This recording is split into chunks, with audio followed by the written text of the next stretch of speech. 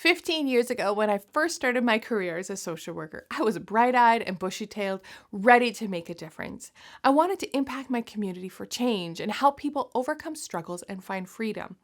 But I was unprepared for the intensity of suffering, trauma, and the layered cultural and systemic challenges that impact people on a personal level. These were things that I had really no ability to change. Like many of you, I was thrust into the world of supporting others with very few practical skills or lived experience of the daily challenges that people faced. In this video, we're going to talk about the third step of the Caring Church response, resourcing.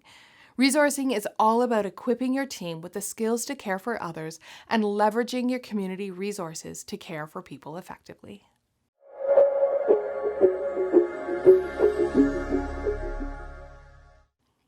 Hey there, my name is Laura, founder of Hope Made Strong, where we equip you and your ministry team to support and care for others.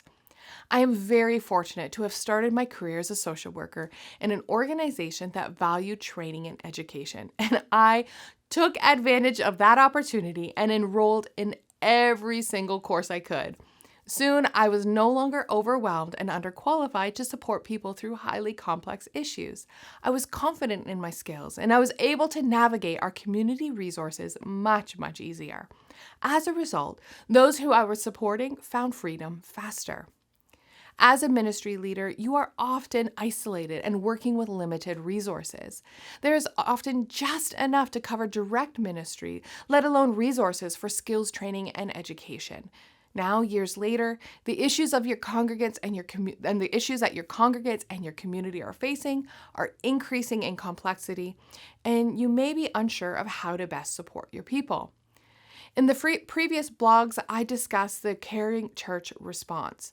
The process begins with recognizing the strengths, gaps, and needs within your staff, congregants, and your community. This is followed by restore, tending to the weariness that comes from serving and supporting others, essentially refilling your cup so that you are able to minister from the overflow. Now, the third step is resourcing.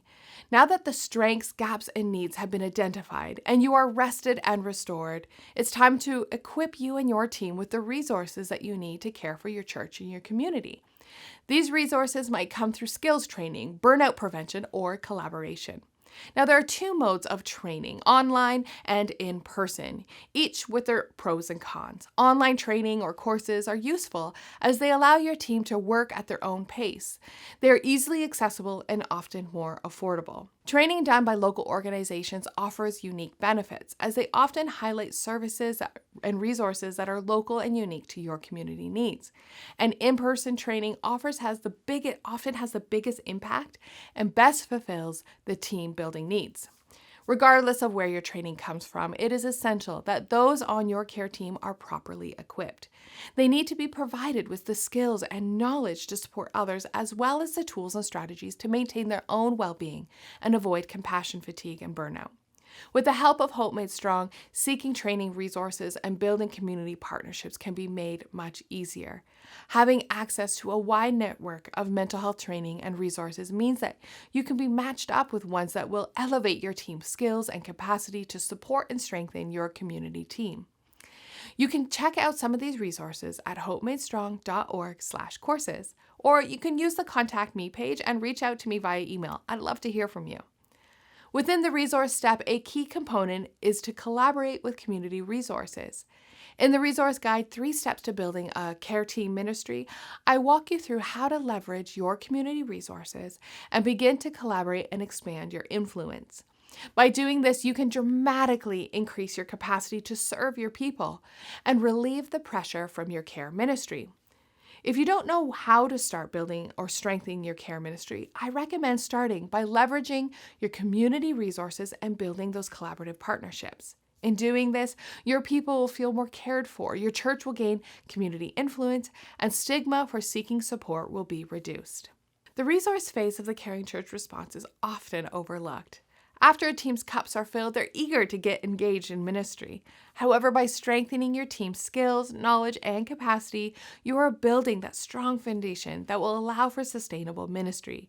Care team members will be both confident and competent to do the work of ministry. Budgeting for training, education, and prevention is not overly fun unless you're someone like me who loves it.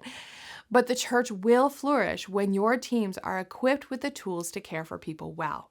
Staff will remain resilient and have longevity in ministry.